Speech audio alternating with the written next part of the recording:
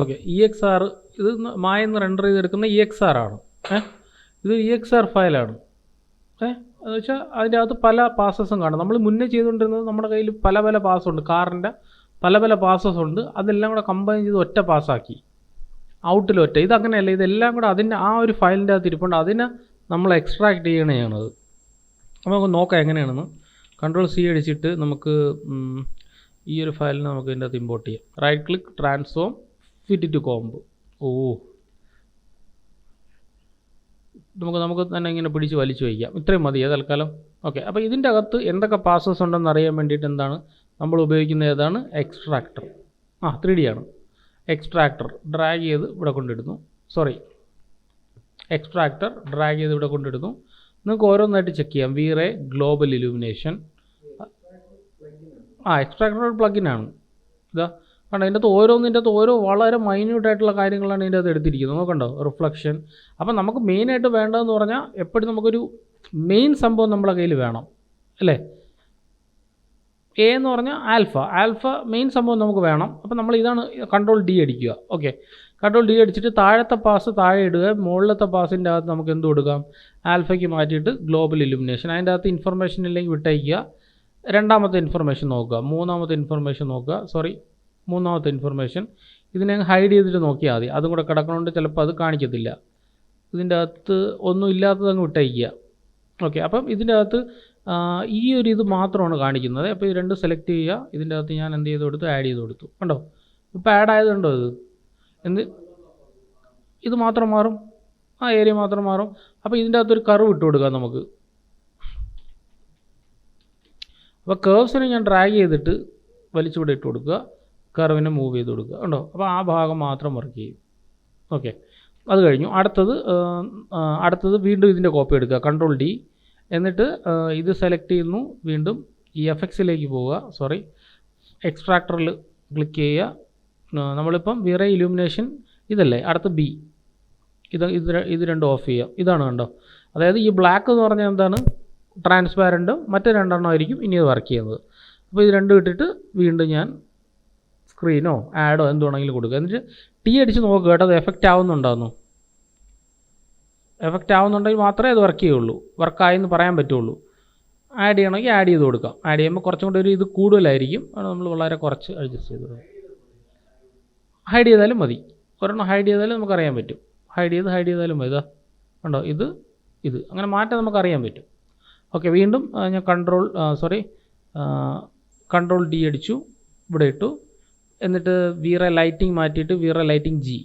അപ്പോൾ ഇതിനങ്ങ് ഓഫ് ചെയ്യാമേ. കണ്ടോ, അപ്പോൾ ഇത്രയായി. ഇതും ബാക്കിയുള്ള ഭാഗവും മാത്രം സെലക്ട് ചെയ്യുന്നു.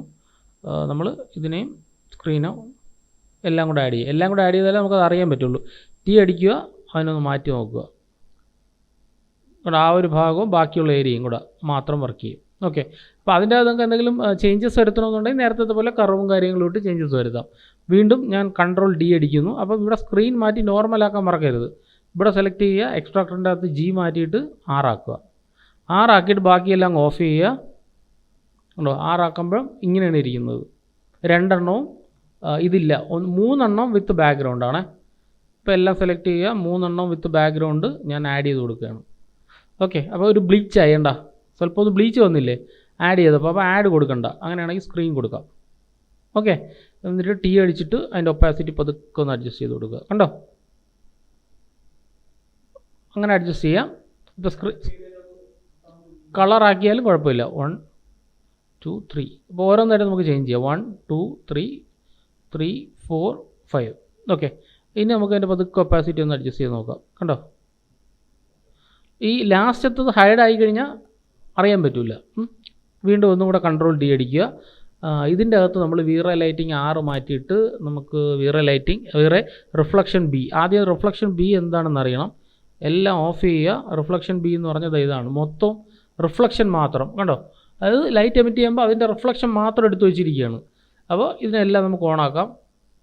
എല്ലാം ഓണാക്കുന്നു. കണ്ടോ, റിഫ്ലക്ഷൻ വന്നുണ്ടോ? അത് നമുക്ക് കറക്റ്റായിട്ട് അറിയണമെങ്കിൽ ഒന്ന് ആഡ് ചെയ്ത് നോക്കാം. കണ്ടോ, എന്നിട്ട് നമുക്ക് T അടിച്ചിട്ട് അതിൻ്റെ ഒപ്പാസിറ്റി സ്വല്പം ഒന്ന് അഡ്ജസ്റ്റ് ചെയ്ത് നോക്കുക. കണ്ടോ, ആ ഒരു റിഫ്ലക്ഷൻ നമുക്ക് ഇതിൻ്റെ അകത്ത് ആഡ് ചെയ്തു. ഇനി Ctrl+D അടിച്ചു. വീണ്ടും നമുക്ക് അടുത്തത് റിഫ്ലക്ഷൻ ബി മാറ്റിയിട്ട് റിഫ്ലക്ഷൻ ജി.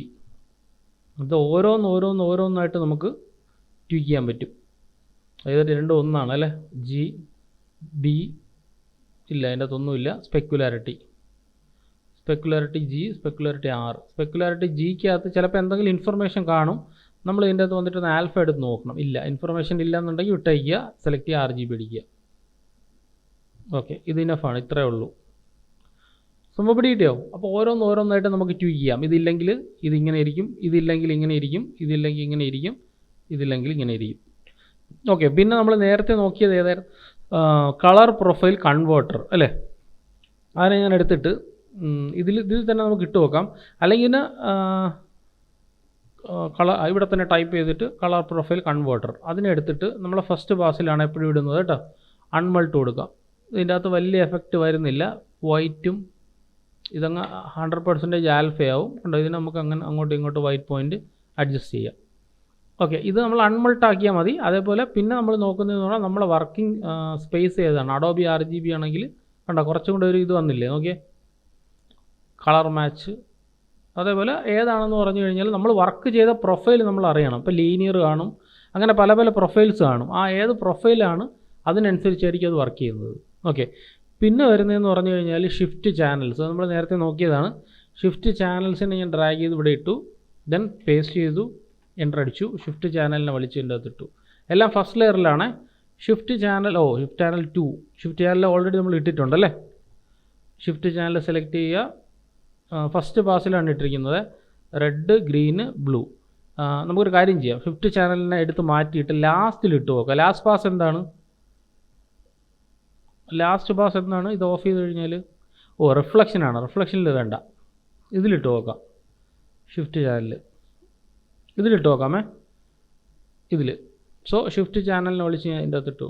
ഓക്കെ, എന്നിട്ട് നമുക്ക് take alpha from alpha, red ഇതിൻ്റെ അകത്ത് ഫുൾ ഓഫ്, ഇതിൻ്റെ അകത്ത് ഫുൾ ഓഫ്. ഓക്കെ, എന്നിട്ട് ഞാൻ എന്നെ സ്വല്പം മൂവ് ചെയ്തിട്ട് കണ്ടോ. അപ്പോൾ എന്താണ്, ആ ഒരു റെഡിൻ്റെ ഹൈലൈറ്റ് അവിടെ കിട്ടും. Take alpha from full of എടുത്തു കഴിഞ്ഞാൽ അത് പോയി. റെഡ് ആകുമ്പോൾ റെഡ് ഫുള്ളും. മനസ്സിലായ സംഭവം? അപ്പോൾ റെഡ് മാത്രം അവിടെ കിട്ടും, ഗ്രീന് മാത്രം അവിടെ കിട്ടും. അങ്ങനെയുള്ള ഏരിയയ്ക്കകത്ത് അത് മാത്രം നമുക്ക് എക്സ്ട്രാക്ട് ചെയ്യാം. അപ്പോൾ മെയിൻ സംഭവം എന്ന് പറഞ്ഞാൽ നമ്മൾ എക്സ്ട്രാക്ടറാണ്. എക്സ്ട്രാക്ടറിനെ നമുക്ക് എത്രയും കാര്യങ്ങൾ എക്സ്ട്രാക്ട് ചെയ്യാൻ പറ്റും അത്രയും കാര്യങ്ങൾ നമുക്ക് അതിൽ നിന്ന് എക്സ്ട്രാക്ട് ചെയ്യാം. ഒരെണ്ണം കൂടെ ഞാൻ സിമ്പിൾ എക്സാമ്പിൾ കാണിച്ചു തരാം. ഡിലീറ്റ് ചെയ്തിട്ട് ന്യൂ കോംബ്, ഇതിൻ്റെ അകത്ത്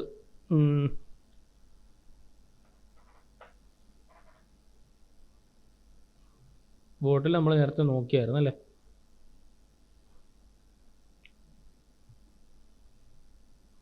ഇത് ഒരുപാട് പാസ് ഉണ്ട് കേട്ടോ. എന്ന് വെച്ചാൽ ഒരുപാട് ഹെവി സംഭവമാണ്. Right click, transform, fit to comp. ഇതിനകത്ത് ഒരുപാട് പാസസ് ഉണ്ട്. സോ നമുക്ക് ആദ്യം എക്സ്ട്രാക്ടർ ഇടാം. എക്സ്ട്രാക്ടറിനെ വലിച്ച് ഞാൻ ഇവിടെ ഇട്ടു. കണ്ടോ അത് മാറിയതുണ്ടോ? എന്നിട്ട് ഞാനിതിനെ കൺട്രോൾ D അടിച്ചു. അത് ഒറിജിനൽ. എക്സ്ട്രാക്ടർ വലിച്ചിവിടെ ഇട്ടിട്ട് ഇവിടെ നിന്ന് നമുക്ക് കോപ്പി മാറ്റിയിട്ട് ഓക്കെ സെലക്ട് ചെയ്തിട്ട് നമുക്കുണ്ടോ ഇത്രയും സംഭവങ്ങളുണ്ട്. നമ്മൾ ഊപ്പാട് വരും ചെയ്ത് തീരുമ്പോൾ. ഇപ്പോൾ ചെയർ മാത്രം കണ്ടോ, അകത്തെ ചെയർ മാത്രം. ഇപ്പോൾ ചെയർ മാത്രം നമുക്ക് കളർ കറക്റ്റ് ചെയ്യണമെങ്കിൽ നമുക്ക് അതിനെ കളർ കറക്റ്റ് ചെയ്യാം. ഇവിടെ ആഡ് കൊടുത്താൽ മതി. കണ്ടോ അപ്പോൾ ഈ ചെയറിനെ മാത്രം നിങ്ങൾ കർസ് കൊടുത്തു കഴിഞ്ഞാൽ CURVES കർസ് കൊടുത്തു കഴിഞ്ഞാൽ ഈ കർവിനെ ഇത് വലിച്ചിട്ട് കഴിഞ്ഞാൽ നമുക്ക് ചെയർ മാത്രം അഡ്ജസ്റ്റ് ചെയ്യാം. കണ്ടോ കിട്ടിയോ? ഇനി അടുത്തത്, ഇനി ഇതിൻ്റെ ഒരു ഡ്യൂപ്ലിക്കേറ്റ് കോപ്പി കൺട്രോൾ D അടിച്ചു. ഇപ്പോൾ ബ്യൂട്ടി ചെയറാണ്, ഇതങ്ങ് മാറ്റുക. ഫസ്റ്റ് തന്നെ ആഡ് കൊടുക്കണ്ട, നോർമൽ കൊടുത്തിട്ട് സെലക്ട് ചെയ്തു. കാരണം ഓൾറെഡി നമ്മളിവിടെ ഇത് ആഡ് ചെയ്ത് വെച്ചിട്ടുണ്ട് ചെയർ താഴെ. അപ്പോൾ ഇനി ഇത് ബ്യൂട്ടി മാറ്റിയിട്ട് നമുക്ക് അടുത്ത് കൊടുത്ത് നോക്കാം. ഇത് ചെയർസിൻ്റെ തന്നെ അഡ്ജസ്റ്റ് ചെയ്യാനുള്ളതാണ്. കണ്ടോ ചെയർസിൻ്റെ തന്നെ ഇത്രയും സാധനങ്ങളുണ്ട്. വീണ്ടും നമുക്ക് ആഡ് ചെയ്യാം ചെയർസിനെ. കണ്ടോ അത് എത്രത്തോളം ചെയർസിനെ കൺട്രോൾ D അടിച്ച് കഴിഞ്ഞാൽ വീണ്ടും ഇതിൻ്റെ അകത്ത് ചെയർസ് വരും. ബ്യൂട്ടി ചെയർസ് 6 അത് നമുക്ക് ട്വീക്ക് ചെയ്യാൻ വേണ്ടിയിട്ടാണ്. ഇപ്പോൾ കൺട്രോൾ D അടിച്ചിട്ട് ചെയർസ് മാറ്റിയിട്ട് നമുക്ക് എൻവിറോൺമെൻറ്റ് കൊടുക്കാം. കണ്ടോ അപ്പോൾ എൻവിറോൺമെൻറ്റ് കംപ്ലീറ്റ് ബ്ലീച്ചായിട്ട് വന്നു ആഡ് കൊടുത്തപ്പോൾ. നമുക്കൊരു കാര്യം കളർ കൊടുക്കാം. ഓക്കെ എന്നിട്ട് T അടിച്ചിട്ട് നമുക്കൊന്ന് അഡ്ജസ്റ്റ് ചെയ്ത് നോക്കാം. ഓക്കെ അപ്പോൾ കളർ നിങ്ങൾക്ക് ഏത് കളറാണ് വേണ്ടത് ആ ഒരു കളർ അതിൻ്റെ അകത്ത് ആഡ് ചെയ്ത് കൊടുക്കുക. ആഡ് ചെയ്യുക, പതുക്കെ ട്വീക്ക് ചെയ്യുക.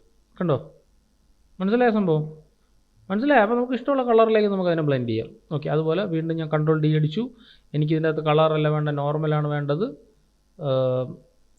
ഇതിട്ടപ്പോൾ തന്നെ ഇങ്ങനെ വന്നു കണ്ട. അപ്പോൾ ആഡ് ചെയ്ത് കൊടുത്താൽ മതി. പിടിയിട്ടാ. അപ്പോൾ ടി അടിച്ച് ട്രാൻസ്പാരൻസി എടുക്കുമ്പോൾ തന്നെ അത് ലൈറ്റ് മാത്രം നമുക്ക് അഡ്ജസ്റ്റ് ചെയ്യാം. വീണ്ടും ഞാൻ കൺട്രോൾ ഡി അടിച്ചു. എന്നിട്ട് ഇത് മാറ്റിയിട്ട് ബ്യൂട്ടി പെർസ്പെക്റ്റീവ് ബി ഒരെണ്ണം തന്നെ. പിന്നെ അതിൻ്റെ വളരെ മൈന്യൂട്ട് ആയിട്ടുള്ളതാണ്. അപ്പം നമുക്ക് ഈ പെർസ്പെക്റ്റീവ് വിടാം.